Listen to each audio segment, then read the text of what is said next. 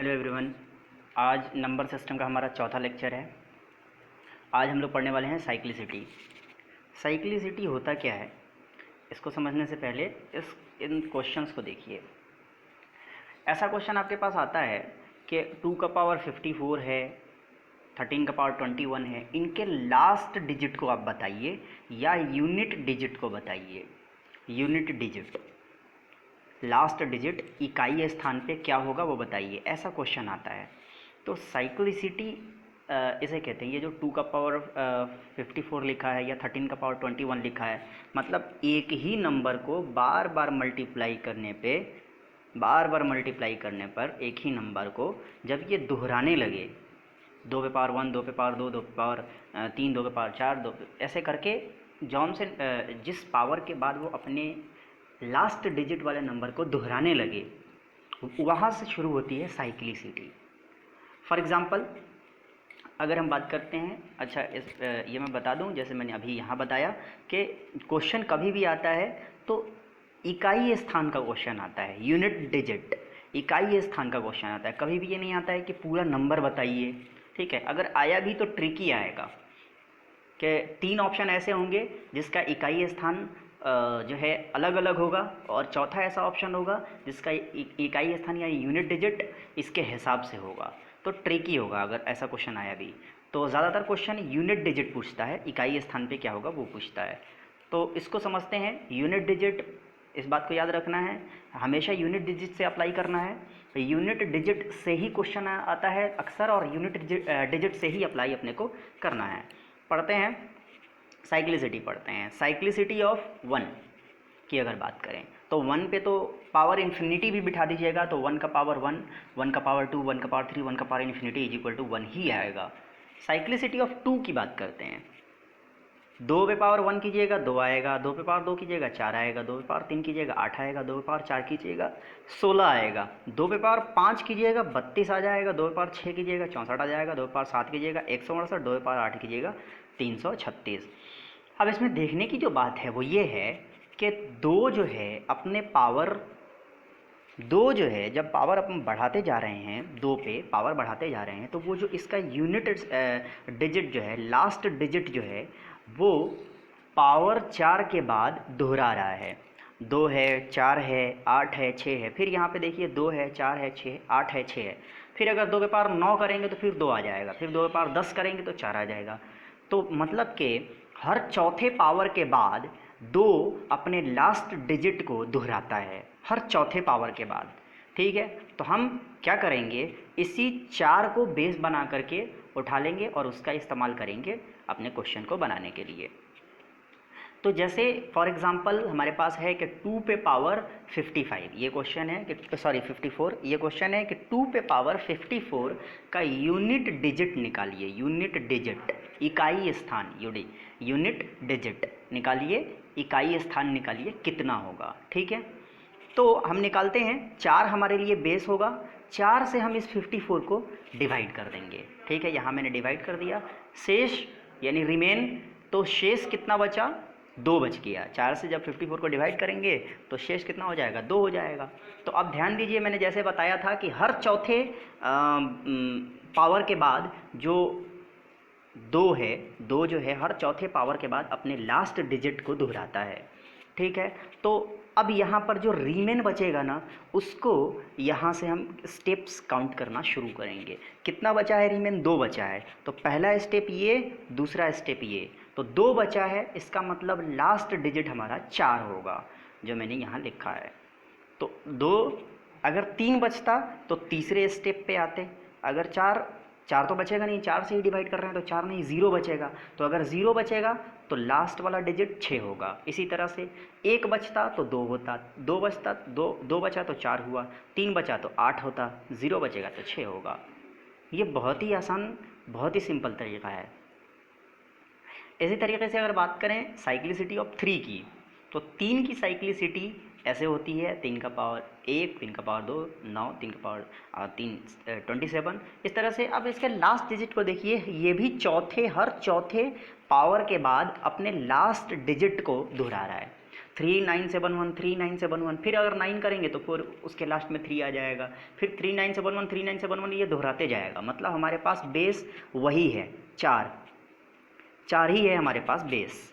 ठीक है, तो ठीक उसी तरह से करेंगे कि अगर मान लीजिए 3 का पावर 55 दिया हुआ है, 3 टू द पावर 55 दिया हुआ है, और कह रहा है कि इसका लास्ट डिजिट यानी यूनिट डिजिट कितना होगा बताइए। तो हम वही करेंगे, 4 से 55 को डिवाइड कर देंगे, रीमेन देखेंगे 3 आ रहा है तो स्टेप्स काउंट करेंगे, फर्स्ट सेकेंड थर्ड, तो लास्ट में कितना आ रहा है 7, तो इसका मतलब यूनिट डिजिट 7 होगा। सिंपल है, बिल्कुल बहुत सिंपल है। अब अगर क्वेश्चन आ गया, हम तो इतना तो बता सकते हैं कि 3 पे पावर कुछ भी रहे तो बता सकते हैं, लेकिन अगर 3 की जगह 13 आ गया तो क्या करें, या 23 आ गया या 33 आ गया। तो मैंने पहले ही बता रखा था आपको कि क्वेश्चन चाहे कुछ भी हो, आपको यूनिट डिजिट से मतलब है। तो 13 के यूनिट डिजिट, 13 के इकाई स्थान पे कौन सा नंबर है, तो 13 के इकाई स्थान पे 3 है, तो सोल्व भी 3 के चक्रियता जिसे कहते हैं, साइक्लिसिटी जिसे कहते हैं, 3 की साइक्लिसिटी, 3 की साइक्लिसिटी के हिसाब से ही सोल्व किया जाएगा। अपने को कितना बड़ा नंबर हो जाए, 2 7 5 6 का पावर 62 भी होता ना, वो 3 ये भी यहाँ होता, लास्ट में अगर 3 है यहाँ पर, ये चाहे कितना भी बड़ा नंबर हो, लास्ट में अगर 3 है तो सोल्व ऐसे ही किया जाएगा। ओके, तो अगर 13 है तो 13 के लास्ट में भी 3 है, अगर 13 के लास्ट में 3 है तो 3 के साइक्लिसिटी के हिसाब से ही सोल्व किया जाएगा। अब पावर कितना है, 62 है, तो सेम टू सेम 4 से जो है 62 को आप डिवाइड कर दीजिए, रीमेन कितना आया 2, तो पहला स्टेप दूसरा स्टेप 2, तो 3 टू द पावर 2 कितना आया है 9 आया है, तो लास्ट यूनिट डिजिट कितना होगा 9 होगा, बात ख़त्म। इसी तरीके से 23 का पावर 73 किया है मैंने, तो 23 का पावर अगर आपने 73 किया है तो लास्ट का अपने को देखना है, लास्ट में कितना है 3 है, तो साइक्लिसिटी ऑफ 3 के हिसाब से सॉल्व किया जाएगा।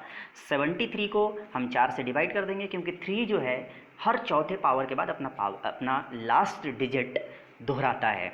तो 73 को हम क्या करेंगे, 4 से डिवाइड कर देंगे, डिवाइड करने के बाद क्या करेंगे, रीमेन देखेंगे, रीमेन कितना है 1, तो अगर रीमेन 1 है तो लास्ट डिजिट 3 होगा, ये यूनिट डिजिट 3 हो गया।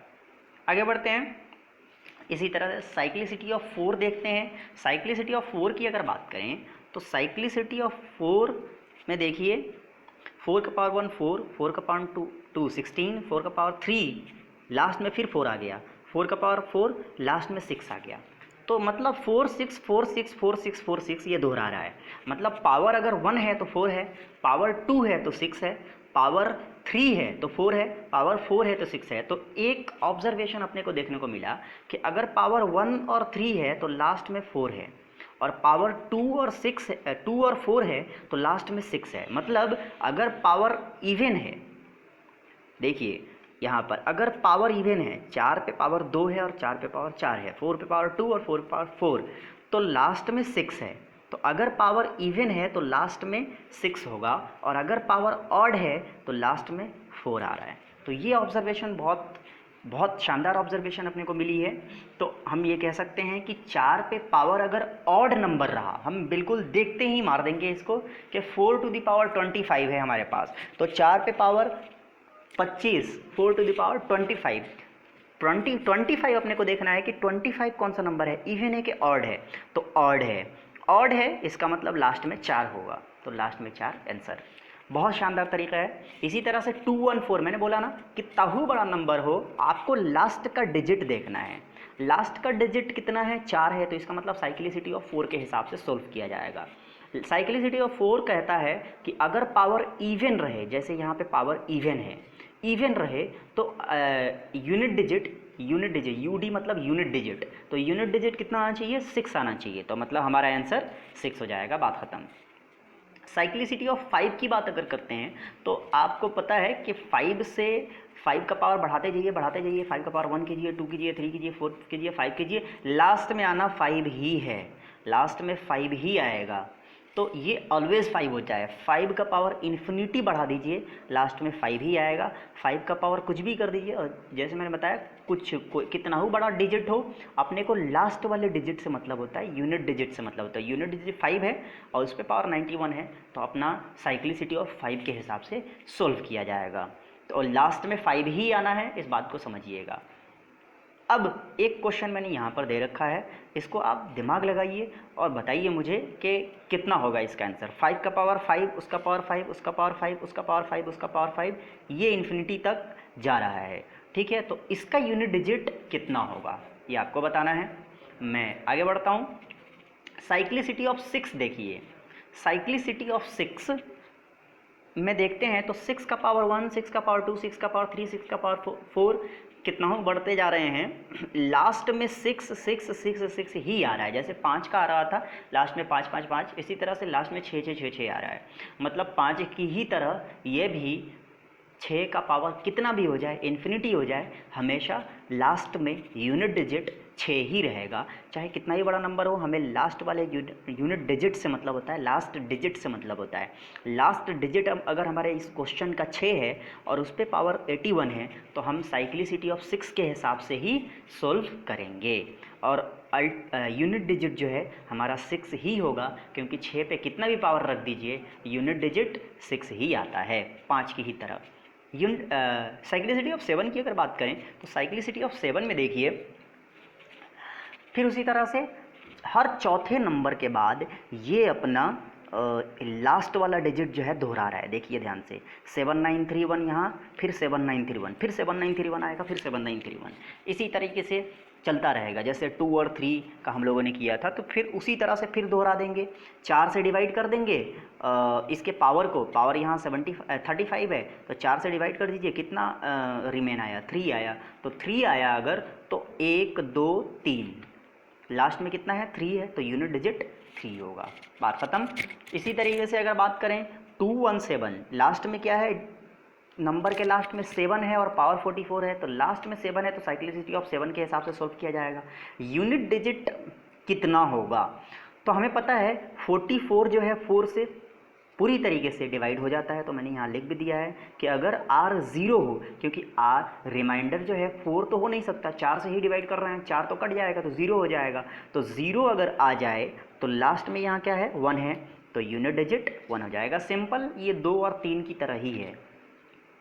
अगर बात करते हैं 8 की, तो ये भी हर चौथे पावर के बाद जो है अपना डिजिट, लास्ट डिजिट दोहराता है। तो 8 का पावर 1, 8 का पावर 2, 8 पावर 3, 8 पावर 4, फिर 5 6 7 8 फिर दोहराने लगेगा, फिर 9 10 11 12 फिर दोहराएगा, 8 4 2 6, 8 4 2 6, 8 4 2 6 ऐसे दोहराता जाएगा। तो आते हैं फॉर एग्जांपल 8 का पावर 68, इसी तरीके से करना है, 4 से डिवाइड कर दीजिए और यहाँ पे देखिए रिमेन कितना आ रहा है 0, तो 0 आया तो 0 वाला ये वाला है, लास्ट में क्या है 6 है, तो इसका मतलब यूनिट डिजिट 6 होगा। इसी तरीके से अगर बात करें, ये है 128 का पावर 73, तो लास्ट में कितना है, इस नंबर के लास्ट में 8 है, तो साइक्लिसिटी ऑफ 8 के हिसाब से सोल्व किया जाएगा। तो साइक्लिसिटी ऑफ 8 कहता है कि हर चौथे पावर के बाद जो है 8 अपना लास्ट डिजिट दोहरा देता है। तो 4 से डिवाइड कर देंगे, रीमेन कितना आया 1 आया, तो रीमेन अगर 1 आया तो 8 पे पावर 1 कितना होता है, 8 पे पावर 1 होता है 8, तो इसका मतलब यूनिट डिजिट 8 ही होगा।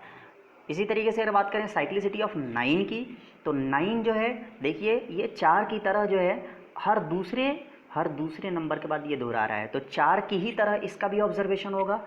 पावर अगर 1 है तो 9 है, पावर अगर 3 है तो 9 है, मतलब अगर पावर ऑड है तो लास्ट में 9 है, और पावर अगर इवन है तो लास्ट में देखिए 1 है, लास्ट में 1 है।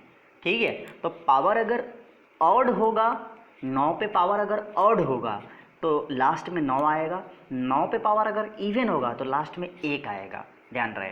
तो इसी तरीके से कितना भी बड़ा नंबर लिख दीजिए, 9 पे पावर 86, 86 क्या है इवन है तो लास्ट में 1 होना चाहिए। 9 का पावर 73, 73 क्या है ऑड है तो लास्ट में 9 होना चाहिए। उसी तरह से 7 to 9 के लास्ट में देखना है, लास्ट में क्या है 9 है, तो इसी के हिसाब से सोल्व किया जाएगा। 9 पे पावर क्या है 815 ऑड है कि इवन, ऑड है तो लास्ट में क्या होना चाहिए 9 होना चाहिए, तो ये रहा 9। और साइक्लिसिटी ऑफ 0, 10 के लिए 10 के लास्ट में जैसे 0 होता है, तो साइक्लिसिटी ऑफ 0 0 × 0 = 0, तो उसको बताने की ज़रूरत नहीं है।